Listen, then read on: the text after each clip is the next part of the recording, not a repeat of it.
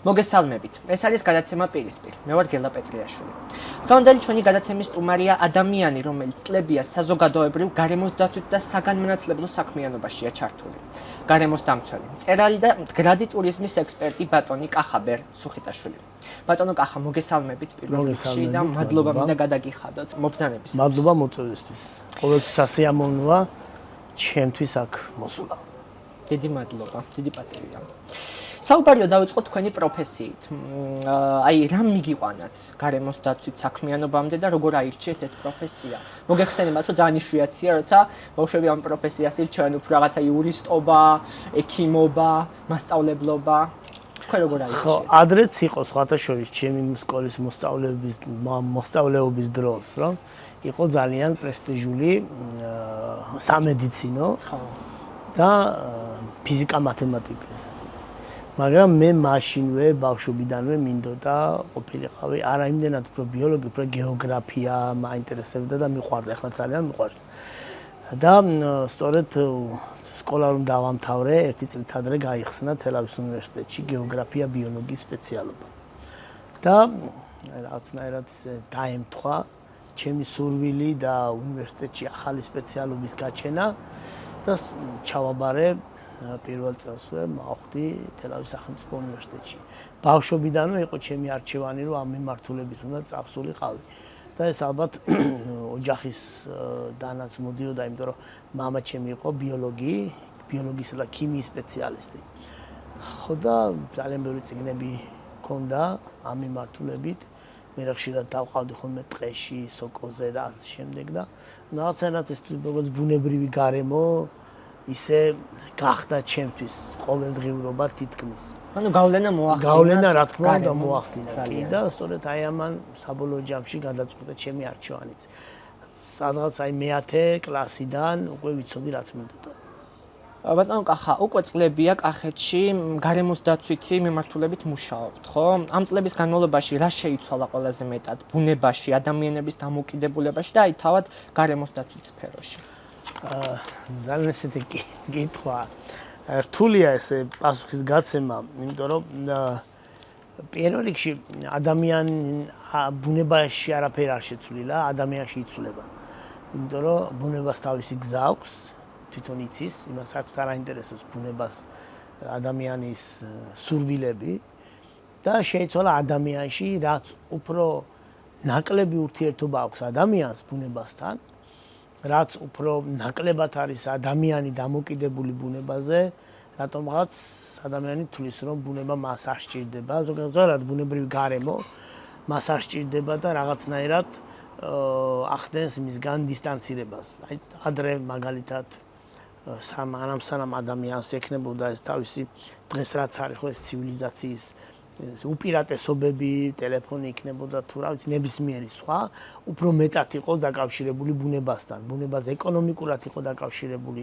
დღეს ეს უკვე ნაკლებად არის, იმიტომ რომ ადრე ადამიანი ხშირად საკვებს ბუნებიდან აიპოვებდა, დღეს უკვე აღარ სჭირდება და ჩვენ გვაქვს ჩვენი ეს თქვა სასოფლო-სამეურნეო სავარგულები და გონია რომ უკვე ბუნება რაღაცნაირად შორს არის სადღაც განყენებულად და ჩვენ ეს აღარ გვჭირდება. რაც რა თქმა უნდა არის ძალიან დიდი შეცდომა, იმიტომ რომ ყველაფერი თითოეული ჩვენი ნაბიჯი, თითოეული ჩვენი ასე ვთქვათ, ქმედება, ყოველი წამი მაინც რეგულირდება ბუნების მიერ, გარემოს, ბუნების კანონების მიერ რეგულირდება. ჩვენ ამას ვერ ვამჩნევთ ჩვენი ფსიქოლოგიური მდგომარეობის გამო ადამიანები, მაგრამ რეალურად ეს ასეა. და ხშირად ეს ბუნება შეგვახსენებს ხოლმე თავს, რომ არსებობს და არსებობს ის თავისი გზით და არა ჩვენი გზით. აი ბოლო პერიოდში შეგვახსენა თავი. კი, რა თქმა უნდა, კი, ბოლო პერიოდში შეგვახსენა თავი და ალბათ კიდე შეგვახსენებს თავს. რა იყო აი ამ სტიქიის გამომწვევი მთავარი მიზეზი? იცით ეს მაშინ მე მახსოვს 12-ში თქვენთან მქონდა ინტერვიუ, ხო და იქ თქვი, რომ ნებისმიერი სტიქია წარმოიშვება ბუნებაში, ანუ ბუნება არის და იქ მე კომენტარები იყო, ახლა დააბრალეთ ბუნებას და უარყოფითი კომენტარები რაც იყო. არა, ჩვენ ვერაფერს ვერ დავაბრალებთ, იმიტომ რომ ჩვენ ვიქნებით თუ არ ვიქნებით, ბუნებაში ეს პროცესები მაინც იქნება. უბრალოდ ჩვენ ვართ გამოვდივართ, ასე ვთქვათ, დაზარალებულები იმ გაგებით რომ ჩვენზე ისახდენს უარყოფით ზეგავლენას იმ კონკრეტულ მომენტში. ხო ეს მატერიალური ამარალი იქნება თუ ადამიანის სიცოცხლე. ეს არის, როდესაც ჩვენ ვიჭრებით ბუნების კანონებში, გვინდა შეცვლა და გვინდა მართოთ, უხეშად რომ მართოთ, შედეგად ვიღებთ აი ამ უკუქმედებას, ხო იცით, ეს ქმედებას ყოველთვის მოსდევს უკუქმედება და ვიღებთ აი ამ უკუქმედებას, რაც საბოლოო ჯამში აისახება ხოლმე აი იმ პროცესებში, რაც ვთქვათ, აი 12 ივლისს ქონდა ჩვენ თელავის მაგალითზე. ბატონო კახა, რა უნდა გააკეთდეს, ან ვინ უნდა გააკეთოს, რომ ეს რაღაც საზარელი სურათი აღარ დაგვიდგეს? იცი, ესე ნამდვილად რთულია თქმა, იმიტომ რომ პირველი დავიწყოთ იმით, რომ საზოგადოებრივი დაკვეთა უნდა არსებობდეს ხალხში, საზოგადოებაში უნდა იყოს იმის სურვილი, რომ ადამიანები ვიყოთ მზად და ადამიანების ჰქონდეს პასუხისმგებლობა, ადამიანები ჰქონდეს ვიყოთ ინფორმირებულები აი ამ სტიქიური მოვლენების დროს თუ როგორ უნდა მოვიქცეთ. და ასევე სახელმწიფოს უნდა ჰქონდეს შემუშავებული შესაბამისი, ასე ვთქვათ, ან შემარბილებელი, ან პრევენციული ღონისძიებები, რაც მინიმუმამდე დაიყვანს, ან გარკვეულწილად შეამცირებს ამ სტიქიის ზარალს. ნებისმიერ მარტო თელავის ხებს არ ეხება, ზოგადად მსოფლიოში და საქართველოში ამ შემთხვევაში. ანუ ესე რომ თქვათ, რომ აი ეს უნდა გავაკეთოთ, ან ის უნდა გავაკეთოთ, ეს რამე არ არსებობს, ეს არის ჯაჭვი, გრძელვადიანი ჯაჭვი აქმედებების, ხო? აი მაგალითად ის რომ ისეთი ღვარცოფულ ხევზე, როგორც თელავის ხევია, აუცილებლად უნდა იყოს მონიტორინგი, ყოველდღიური, ყოველწლიური მონიტორინგი, შესაბამისი წინასწარი შეტყობინების სისტემა უნდა არსებობდეს აუცილებლად, უნდა მიემდინარეობდეს წესების დაცვით და კვლევების დროს მიღებული შედეგების მიხედვით, გაწმენდითი სამუშაოები, აღდგენითი სამუშაოები, ანუ ეს რთული პროცესია. ეს არ არის, თქვათ, აი სტიქიდან სტიქიამდე რაღაცის გაკეთება, ან მოსახლეობას სტიქიდან სტიქიამდე გაახსენდეს თელავის ხევი, არა. ჩვენ გვაქვს ეს ხევი და შესაბამისად ეს ხევი მარტო უარყოფითი არ არის, ეს ხევი, ან უარყოფით კონტექსტში არ შეიძლება რომ გამანვიხილოთ ეს ხევი მარტო, იმიტომ რომ თელავის ხევი ქმნის ქალაქის მიკროკლიმატსაც. ხო? ტყე და წყალი, ტენიანობა. ისე რომ ამას სჭირდება საღი, პრაგმატული, გონივრული დამოკიდებულება. თელავის ხევი, იმიტომ არ მოდის ესე ღვარცოფულად, რომ ჩვენ გვებრძვის, არა, ეს ისი ბუნებრივი თვისებაა ასეთი. და თელავის ხევი ადამიანმა მოაქცია იმ კალაპოტში, რა კალაპოტში დღეს არის, ხო, თვითონ ეს ბეტონის კალაპოტი არ ჰქონდა, ამიტომ ჩვენ გადავწყვეტეთ, რომ მართოთ. ამიტომ ეს მართვა ჩვენზეა ეს პასუხისმგებლობა ადამიანებზე, საზოგადოებაზე, სახელმწიფოზე. ეს არის მთავარი. კი ბატონო. ხშირად გვესმის, რომ ბუნების დაცვა აი ყველა საქმეა თითოეული ჩვენთაგანის თეორიულად, მაგრამ პრაქტიკაში პასუხისმგებლობა უფრო ვის ეკისრება? იცით რა? თეორიულადაც და პრაქტიკულად პასუხისმგებლობა ეკისრება ყველას, ვინც უარყოფით ზეგავლენას ახდენს გარემოზე და ყველა ვახდენთ უარყოფით ზეგავლენას. ხო ეს პასუხისმგებლობა, რა თქმა უნდა, ზოგისა უფრო მცირეა, ზოგისა უფრო დიდია.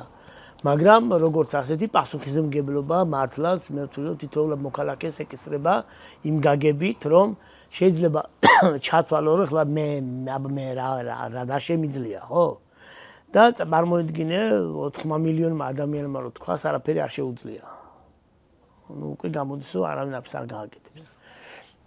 აი ხშირად ეს ნარჩენის გადაყრაზე არის ხოლმე რომ ვიღაცა თუ გადააგდებს თქვა რაღაც ქაღალდს მაიცად სადაც ყველა აგდებს და ყველა წარმოიდგინე 8 მილიარდი ადამიანია და ყველამ რო ესე იფიქროს მეტი უფრო ხო ყველამ რო ესე იფიქროს მართლა გადაეფსება დედამიწა. ანუ საკუთარ თავზე პასუხისმგებლობის აღება, დამოკიდებულებების შეცვლა საბოლოო ჯამში უკვე ქმნის საზოგადოებრივ აზრს. რაც უკვე მოქმედებს ყველაზე და ის უკვე სახელმწიფოს პასუხისმგებელი პირებით ჩვეულებრივი ადამიანები არიან, ხო? და ისე რომ აი ეს პასუხისმგებლობა ეს ყველაფერი რაღაცა დომინოს პრინციპით აუცილებლად მე ამის იმჯერა რომ გადადის. და როდესაც საზოგადოების დაკვეთა არ არის ზოგადად გარემოს დაცვა, შესაბამისად ქმედებებიც არის უკვე ოფიციალური ქმედებებიც არის ხოლმე შესაბამისი. თქვენი გამოცდილებით, რასაც აკვირდებით, წლები ამ სფეროში ხართ და აი, რამდენადაა ეკოლოგიურად განათლებული კახეთის მოსახლეობა? დავყოთ, მოდი. მცირე ნაწილი. ეკოლოგიური განათლება არ ნიშნავს მაინც და მაინც რაღაც აკადემიური ცოდნის მიღებას, ხო? კიდევ იმას ამბობ, აი წეღანაც რას ვთქვი, რომ უნდა გქონდეს აღებული შენიწილი პასუხისმგებლობა, რომ მაგალითად არ დაანაგვიანო გარემო, ხო ძალიან მარტივია ეს ყველაფერი, ხო? რომ არ დაანაგვიანე გარემო, რა ვიცი, კიდე არის რომ სხვა პასუხისმგებლობებიც არის, მაგალითად ნაგავი ეს ძალიან მნიშვნელოვანია ხევში არ გადაყარო შენი რაღაც საყოფაცხოვრებო არჩენი და ასე შემდეგ. ამას ახლა რაღაც განათლება არ ჭირდება, ამას ჭირდება შეგნება, არანაირი სკოლა, არანაირი კურსი არ ჭირდება ამას. ეს არის საბაზო ცოდნა, საბაზო დამოკიდებულება რა. და განათლებას რაც შეეხება დღეს რომ გაიაროთ, რა ვიცი, თუნდაც თელავში, ნებისმიერ სოფელში, ნებისმიერ სხვა ქალაქში და კითხოთ მოქალაქეს. თქვენ თვლით თუ არა, რომ თქვა ქუჩაში ნარჩენის დაყრა კარგია, არავინ არ გეტყვით რომ ეს კარგია. ხო, ყველა მიცის რომ ცუდია. ანუ ყველას ეს ცოდნა აქვს რომ ცუდია, მაგრამ აი აქ არის უკვე პასუხისმგებლობა, რასაც ვიძახი. კი, ცუდია, მაგრამ შენ დიდად არ გაღელვებს ეს. ეს სუფთა პასუხისმგებლობის ამბავია და არა განათლების. შეგნების ამბავია. თუმცა მეორე ვარიანტი ეს არის უკვე ის გარემოსდაცვითი მიმართულების აქტივობები, აი რომ აი სკოლები მაგალითად ძალიან დიდ საქმეს აკეთებენ. სკოლებში არის შექმნილი ეკოკლუბები, მოგეხსენებათ, თითქმის ყველა სკოლაშია შექმნილი ეკოკლუბები და თავიანთი შესაძლებლობის დაგვარად მუშაობენ, თქვათ, ადგილობრივ მოსახლეობაში ინფორმაციის გავრცელების მიმართულებით, სასკოლო საზოგადოებაში ინფორმაციის გავრცელების მიმართულებით, მე როგორც ვიცი, ისინი ადგილობრივ თვითმმართველობებთანაც თანამშრომლობენ, სხვა ორგანიზაციებთანაც თანამშრომლობენ, სხვა საზოგადოებრივ ორგანიზაციებთან და მაინც ოპტიმისტურად ვარ განწყობილი, იმიტომ რომ წეგან გითხარით, რომ აი სანამ დავიწყებდით ჩვენს საუბარს, 25 წელი ამ სფეროში ვარ და რომ შევადაროთ დღევანდელი სიტუაცია და აი თუნდაც 25 არა, აი 15 წლის წინანდელი სიტუაცია ძალიან დიდი განსხვავებაა. განათლებაშიც, დამოკიდებულებაშიც და მე ძალიან მიხარია, რომ ახალგაზრდები, პატარები ალბათ თითქმის არავინ აღარ ყრის ქუჩაში ნარჩენს. ეს ძალიან შეიცვალა ეს დამოკიდებულება და ეს ძალიან კარგია. ბატონო კახა, კახეთის ბუნებრივ რესურსებს რომ შეხედოთ, აი დღეს ყველაზე დიდი საფრთხე რა არის? თქვენი გადმოსახედიდან. მოდი თქვათ ესე რომ კახეთი ზოგადად მდიდარი არ არის ბუნებრივი რესურსებით. ეს კარგიც არის და ცუდიც, მაგრამ ეს გვერდზე გადავდოთ. თავარი ბუნებრივი რესურსი, რაც მთლიანად საქართველოს და მათ შორის კახეთის რეგიონს აქვს, ეს არის წყალი და ეს არის ტყე. თან ეს ორი რესურსი ერთმანეთის გარეშე არ არსებობს. თუ არ გვექნება წყალი, არ გვექნება ტყე. და პირიქით, თუ არ გვექნება ტყე, არ გვექნება წყალი. ამიტომ აი ეს ორი რესურსი მაქსიმალურად უნდა იყოს დაცული, მაქსიმალურად გამოყენებას გვჭირდება, რა თქმა უნდა, ხო, წყალიც გვჭირდება, ხე-ტყეც გვჭირდება, მაგრამ ეს ყველაფერი უნდა იყოს მდგრადი განვითარების პრინციპზე დაფუძნებული და რას გულისხმობს მდგრადი განვითარება, როდესაც შენ მოიპოვებ რესურსს ისე იმგვარად, რომ მომავალ თაობასაც უტოვებ ამ რესურსის გამოყენების შესაძლებლობას. ეს არის მდგრადი განვითარების მთავარი, ვთქვათ, რა ვთქვა, პოსტულატი ესე რომ ვთქვა. ხო და აქაც ესე უნდა მოვიქცეთ. ანუ ჩვენ ადამიანებს წყალიც გვჭირდება, ტყეც გვჭირდება, მაგრამ ძალიან დიდწილად შეგვიძლია ეს ყველაფერი გამოვიყენოთ აი ამ მდგრადი მეთოდების მიხედვით. მაგალითად, ტყე კი არ განვიხილოთ როგორც მაინც და მაინც მოჭრის და იქიდან სამასალე მის გამოტანის რესურსად, არა, არამედ როგორც მაგალითად ტურიზმის განვითარების ძალიან მნიშვნელოვანი რესურსად და მეტადრე სატყეო ტურიზმი, ეკოტურიზმი და ფაქტურად აქ უკვე იკვრება ეს მდგრადი ტურიზმი შემოდის, სადაც ეკოტურიზმი, აგროტურიზმი, ღვინის ტურიზმი, კულტურული ტურიზმი კახეთის რეგიონში აი ამ ტურიზმის ამ სახეებს, რომელიც საერთო ჯამში ეს მდგრადი ტურიზმი ქვიათ, ესეთი ქოლგა სახელწოდება, კახეთის რეგიონში აქვს ძალიან დიდი პოტენციალი. ანუ მე ვხედავ ისე და არა მხოლოდ მე, რომ კახეთის მთავარი რესურსი, ტყე და წყალი, კახეთის დიდი ნაწილის მთავარი რესურსი, ტყე და წყალი უნდა გამოიყვანოთ ჩვენ სწორედ აი ამ მდგრადი პრინციპების გამოყენებით.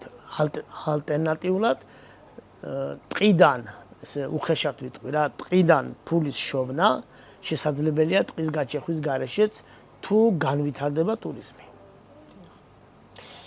ნატურისტორიუმზეც რომ მოგიყვეთ. ხო, ნატურისტორიუმი ახალგაზრდა ორგანიზაცია, ეს კომპანია თავიდან დაფუძნდა როგორც რაღაც ისეთი პროგრამა უბრალოდ, რომელიც წელს დაფუძნდა? 2023-ში, ან ოფიციალურად 2023-ში. თავიდან 2020-ში დაფუძნდა როგორც პროგრამა, ერქვა ტურები, ისტორიები ბუნებაში, ესეთი პროგრამა იყო და იმდენად გაიზარდა ინტერესი, ვაკეთებდით ტურებს თელავის მიდამოებში კახეთის მასშტაბით, რომ უკვე გადავწყვიტეთ და 2023-ში როგორც ტურისტული მიმართულების ესეთი კერძო იურიდიული პირი ესე ჩამოყალიბდა. თუმცა ნატურისტორიუმი არ არის ტურისტული კომპანია, ესეთი კლასიკური გაგებით. ჩვენი მთავარი მიზანი არის აი კახეთში ახალი ტურისტული, ეკოტურისტული შესაძლებლობები შევქმნათ. ეს არის. და რა თქმა უნდა ამ ყველაფერს ზურგს უმაგრებს ის კახეთისთვის დამახასიათებელი ტურისტული ეს ტრადიციული დარგები, აგროტურიზმი, სოფლის ტურიზმი, ღვინის ტურიზმი და ასე შემდეგ. ეხლა ამასაც ვიტყვი, მაგრამ ეხლა UNDP-ის დახმარებით ჩვენ დავიწყეთ უკვე ვასრულებთ თელავი ძველი შუამთის ერთ-ერთი სატყეო ბილიკის ეკოტურისტულ პროდუქტად გადაქცევა, ასე რომ ვთქვათ. კერძოდ ციფრულ ვერსიას ვაკეთებთ, ეს იქნება სხვადასხვა ციფრულ პლატფორმაზე არის უკვე განთავსებული, Wikiloc-ზე და Outdoor-Active-ზე და ნებისმიერ მსურველს შეუძლია ჩამოტვირთოს ეს აპლიკაცია, ეს ტური, წავიდეს თვითონ და გიდის გარეშე მოაინახულოს ეს ძალიან საინტერესო ბილიკი. თელავიდან ძველ შუამთაში წავიდეს ტყით და რა იმ გზით, როგორც წესი დავდო. ცოცხალი წინამძღოლი და თქვენნაირი სხვა, მაგრამ ზერანაირი პლატფორმა და ხო, ეგ არ ვიცი, ტექნოლოგიების გამოყენებას ვცდილობთ, იმიტომ რომ ამის გარეშეც ახლა წარმოუდგენელია რა. და გარდა ამისა, პროექტის გამზადდა, ეს რა თქმა უნდა ჯერ არაფერი ფიზიკურად არ კეთდება, მაგრამ სამომავლოდ ვაპირებთ, რომ გადავცეთ თქვა ტურიზმის ადმინისტრაციას, თვითმმართველობას და ასე შემდეგ, კერძო სექტორს თუნდაც, რომ ეს ბილიკი მართლაც შევიდეს, ჩაეშვას, ასე თქვა, წარმოებაში და ამით ადგილობრივმა მოსახლეობამაც ისარგებლოს და იმ კერძო სექტორმაც. და ეს არის სწორედ აი ამ ჩვენი მიზანი ეს არის, რომ ბუნებრივი რესურსები, ტყის რესურსები გამოვიყენოთ ისე, რომ ეს რესურსები არ დავაზიანოთ. მოდი გადავიდეთ თქვენს წიგნზე, რომელიც ახლახანს გამოიცით. ჩვენ ყველანი. რატომ გადაწყვიტეთ ამ წიგნის დაწერა, რამ გიბიძგათ, რამ მიგიყვანათ და რატომ დაარქვით მას ჩვენ ყველანი? ხო, დავიწყოთ იქიდან, რომ წიგნის დაწერა მინდოდა ადრევე, ბევრი მონახაზი მქონდა და ამის ორი მიზეზი არსებობს რა. პირველი ყოველდღიურად მიწევს ძალიან ბევრ ადამიანთან ურთიერთობა და ეს არის 25 წლიანი გზა. აი უამრავ ადამიანთან ურთიერთობა და ამ ყველაფერმა დააგროვა რაღაც გამოცდილება, რომლის გადატანა გადავწყვიტე, ასე ვთქვათ, ფურცლებზე. და სწორედ აი შარშან სექტემბერში, გასულ წელს სექტემბერში დავიწყე, თქვი რა, ადრეც ცადე, მაგრამ გავანებე თავი და შარშან სექტემბერში დავიწყე აი ამ წიგნზე მუშაობა და 6 თვეში დავასრულე და მალევე დაიბეჭდა გამოიცა კიდეც რა. ჩვენ ყველანი, იმიტომ ქვია რომ ჩვენზეა ყველაზეა ეს წიგნი. იქ ვერც ერთი ჩემი აზრით ყოველ შემთხვევაში საბოლოო ჯამში ალბათ მკითხველმა უნდა გადაწყვიტოს, მაგრამ მე მგონია რომ არ არსებობს ადამიანი, რომელიც ამ წიგნში თავის თავს პირდაპირ თუ არაპირდაპირ რაღაც მონაკვეთს ამ თლიანად მაინც ვერ ამოიცნობს. ძალიან ბევრს დააინტერესებთ ახლა ამ ფრაზით და სად უნდა შეიძინონ ეს წიგნი? წიგნის შეძენა შესაძლებელია ჩემი გამომცემლობის, ხო ესე ქვია იმ გამომცემლობას, რომელმაც ეს წიგნი გამოსცა, ესე პირდაპირ ჩემი არ არის, უბრალოდ გამომცემლობას ქვია ესე. გამომცემლობის ვებგვერდიდან და ასევე Facebook გვერდიდან და სულ რამოდენიმე დღეში მეც მექნება უკვე ეს წიგნები და შესაძლებელი იქნება უკვე ადგილზე ავტოგრაფით შემიძლია რომ სულ ორველს თქვენ შეუძლია დაგიკავშირდნენ? მე შემიძლია დამიკავშირდნენ და აი ის ხალხი რომელიც პირდაპირ მე დამიკავშირდება ავტოგრაფით მიავართმევ ამ წიგნს. კი ბატონო. ისედაც რა თქმა უნდა თუ ვინმე ეს ექნება წიგნი სხვა წყაროდან შეძენილი და ავტოგრაფზე რა თქმა უნდა უარს არავის არ ვეტყვი, თუმცა ესე პირდაპირ კომუნიკაცია ამ შემთხვევაში იქნება შესაძლებელი. რა არის აი ამ წიგნის მთავარი სათქმელი და აი რას დაუტოვებს ადამიანს, რომელიც ამ წიგნს წაიკითხავს? მოდი მე ვიტყვი არა ჩემ აზრს, არამედ იმ ადამიანების აზრს, ვინც ეს წიგნი წაიკითხა. დიახ. პირველი ყველა ადამიანმა, ვინც ეს წიგნი წაიკითხა, რაღაც მომენტში იცნო თავისი თავი. თავისი განვლილი ცხოვრების რაღაც მონაკვეთი დაინახა აქ. ჩემი წიგნი ჩვენ ყველანი არ არის ადამიანების, აი როგორ თქვა, ასეთი სტატიკურ ბუნებაზე არ არის, რომ ადამიანი ზის და რაღაცას ფიქრობს. ეს არის სულ ადამიანების ცხოვრების გზაზეა. ორი სრულიად განსხვავებული პატარა სპოილერს დაგასპოილერებ ძალიან ესეთი მცირედ, ორ განსხვავებულ ადამიანზეა რა. ერთი არის განათლებული ადამიანი, რომელიც ცოტა უჭირს გარემოში სისტემაში ინტეგრირება და აღარ იცის რა გააკეთოს და მეორე არის სრულიად გაუნათლებელი ადამიანი, რომელიც ბაზარში დაატარებს ეს ხეანის ურიკებს, წყალი მიაქვს, ანუ იქ ბაზრის მოვაჭრებს ეხმარება რა, რასაც დაავალებენ და ამით შუავლობს ფულს. მაგრამ ამას უნდა და ოცნებობს, რომ გახდეს განათლებული. ძალიან უნდა რომ ქალაქის ცენტრში იაროს, გამოწყეპილი, უნდა რომ მაგალითად ქალაქის ცენტრში მოსიარულე გოგოები გაიცნოს. ბაზარში ვინც არიან იცნობს, მაგრამ უფრო მეტი უნდა, მაგრამ არ იცის როგორ გააკეთოს ეს. გზას ვერ პოულობს და აი მერე უკვე რა მოხდება ეგ უკვე მკითხველმა. როგორ მოხდება და როგორ დამთავრდება ეს ამბავი უკვე მკითხველმა უნდა. დიდი ინტრიგა დავტოვეთ. კი ბატონო. ბატონ კახამ, აი საერთოდ ჯამში რომ მოვიაზროთ დღევანდელ საქართველოში მიმდინარე პროცესები. რას ფიქრობთ ამაზე და რა გამოწვევებს ხედავთ და როგორ ხედავთ ამის აღმოფხურის გზებს? ხო, იცით რა, ამ ბოლო დროს ადრე უფრო ბევრს ვფიქრობდი ამ საკითხებზე და ეხლა იმდენად აღარ. მე ვფიქრობ ერთ რამეს, რომ თავარი არის ახალგაზრდებმა არ შეწყვიტონ განვითარება და ახალგაზრდებმა არ შეწყვიტონ სწავლა და პროგრესისკენ სვლა. თავარი არის ეს. თორემ დღეს მე პირადად ერთი ადამიანი როგორ შევაფასებ ამას 50 წლის 50 წელში ვარ და დიდი მნიშვნელობას ცოტა შეიძლება ვიღაცაზე გაუკვირდეს და გამაკრიტიკოს, მაგრამ დიდი მნიშვნელობას არ ვანიჭებ. ჩემთვის მნიშვნელოვანი არის უფრო მომავალი თაობის დამოკიდებულებები, მომავალი თაობის ინტერესები და ამბიციები. რა ამბიციები აქვს ახალგაზრდებს? იმიტომ რომ ეს ფიქრობ რომ ეს განსაზღვრის სამომავლოდ, ეს განსაზღვრავს სამომავლოდ ყველაფერს. და არა ის, თქვათ, მე დღეს რას ვფიქრობ. ჩემთვის მაგალითად უპირობოდ არის ის საკითხი, რომ საქართველოს ევროპული ინტეგრაცია არის შეუცვლელი. ეს სხვა გზა არ გაგვაჩნია უბრალოდ. აი ალტერნატიული გზა არ აგვაქვს. თუმცა ეს ყველაფერი რომ არ დარჩეს საუბრის დონეზე, არ დარჩეს, არ ვიცი, ფიქრის და რაღაცა გონებაში შეიძლება რაღაცა აძაბულობის, ადამიანებს შორის კონფლიქტის საბაბი, მომავალმა თაობამ უნდა აირჩიოს თავისი გზა.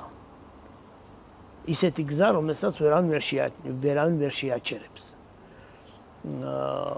მე ყოველთვის მიკვირს დღეს იმ ახალგაზრდების, რომლებიც ზოგადად წეგან ჩვენ საუბრობდით, არიან პასიურები. არა მარტო თქვათ საზოგადოებრივ ცხოვრებაში, ისედაც. ხო, შეიძლება არ არის აუცილებელი ადამიანი პოლიტიკაში იყო, რომ აქტიური იყო. საერთოდ არ არის აუცილებელი. მე არა ვარ პოლიტიკაში, არც ერთ პოლიტიკურ პარტიას არ ვეკუთვნი, არც ყოფილი ვარ, არც ვაპირებ საერთოდ. და ვცდილობ, რომ ყველაფერი, რასაც მე ვფიქრობ და ვამბობ, იყოს დაფუძნებული, თქვათ, ჩემს სრულიად ესეთი სუბიექტურ დამოკიდებულებებზე, რომელიც დაფუძნებულია, თქვათ, კვლევაზე. ჩემს სპეციალობიდან გამომდინარე და არა იმაზე, ვის რა მოეწონება.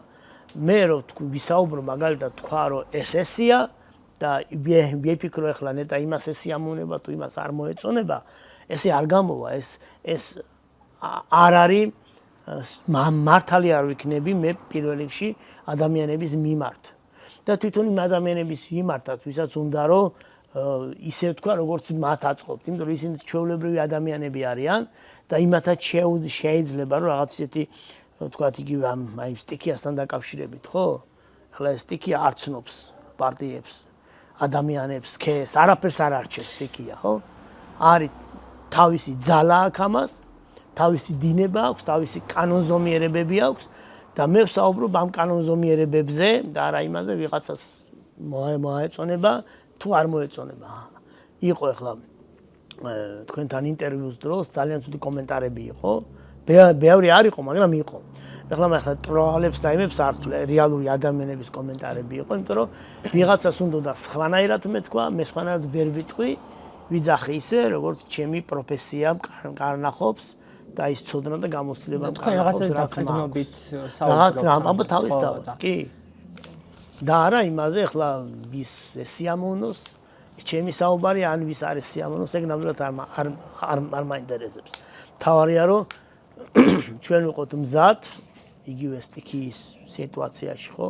და მარტო სტიქია მარტო ხა თელავის ხევი არ არის, წვიმები, სეტყვა, ქარი, უამრავი რამე აზარალებს ხოლმე თელავს. მარტო თელავის ხევი არ აზარალებს. და ისე რომ თავარი მაინც არის ვისაუბროთ ფაქტებით, ცივი გონებით, რაც რთულია, ეს მეც მიჭირს ხოლმე და აი ეს არის ჩემთვის ეს არის თავარი ყოველგვარი ანგაჟირების გარეშე. დიდი მადლობა. დღეს რა საქმიანობთ, ბატონო კახა და რა ეტაპზე ხართ ახლა? მე ყოველთვის მინდა რომ მქონდეს სტაბილური ცხოვრება, მაგრამ არასოდეს არ გამომდის ეს სტაბილური ცხოვრება. სულ ვარ რაღაცების ძიებაში და სულ ახლა მინდა სახშიც ვამბობ ხოლმე რომ ნეტა შეიძლებაოდეს ეს რომ სააბადღაც რა ვიცი 9 საათზე წავიდე სამსახურში, მაგრამ მინდა 6 საათზე ავიდე, რა ვიცი, წამოვკოტრიალდე და მე ვუყურო თქვა ტელევიზორს, ან რა ვიცი, წავიკითხვა რა, გავერთო რა. მაგრამ არ გამოდის. იმიტომ რომ ალბათ ბავშვობიდანვე, მოზარდობიდანვე ესე მიევეჩვიე სულ ახალ რაღაცებს, ყველგან ახალ ყველაფერში ხარ. სულ ახალ რაღაცებს ვიგონებ, ეხლა ეს პროექტი, რომელიც UNDP-ის დაფინანსებით განვახორციელეთ ეს თელავის ძველი შუამთის ციფრული ტრანსფორმაციის პროექტი, აქ სკოლის მოსწავლეებიც იყვნენ და სტუდენტებიც.